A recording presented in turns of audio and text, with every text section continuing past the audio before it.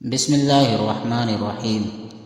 حماد بن زید نے بیان کیا، ان سے ایوب سختیانی نے، ان سے نافع نے، ان سے ابن عمر رضی اللہ عنہ نے کہ نبی کریم صلی اللہ علیہ وسلم نے فرمایا، تمہارے اور یہود و نصارہ کی مثال ایسے ہے کہ کسی شخص نے کئی مزدور کام پر لگائے اور کہا میرا کام ایک قرات پر صبح سے دوپہر تک کون کرے گا۔ قرات یعنی وزن کرنے والی چیز ہے۔ اس پر یہود نے صبح سے دوپہر تک کام کیا۔ پھر اس نے کہا کہ آدھے دن سے عصر تک ایک قرات پر میرا کام کون کرے گا؟ چنانچہ یہ کام پھر نصارہ نے کیا۔ پھر اس شخص نے کہا عصر کے وقت سے سورج ڈوبنے تک میرا کام 2 قرات پر کون کرے گا؟ اور تم امت محمدیہ ہی وہ لوگ ہیں جن کو یہ درجہ حاصل ہوا۔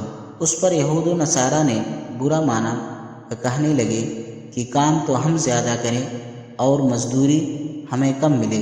پھر اس شخص نے کہا کہ اچھا یہ بتاؤ، کیا تمہارا حق تمہیں پورا نہیں ملا؟ سب نے کہا کہ ہمیں تو ہمارا پورا حق مل گیا۔ اس شخص نے کہا پھر یہ میرا فضل ہے، میں جسے چاہوں زیادہ دوں۔ صحیح بخاری حدیث نمبر 2268۔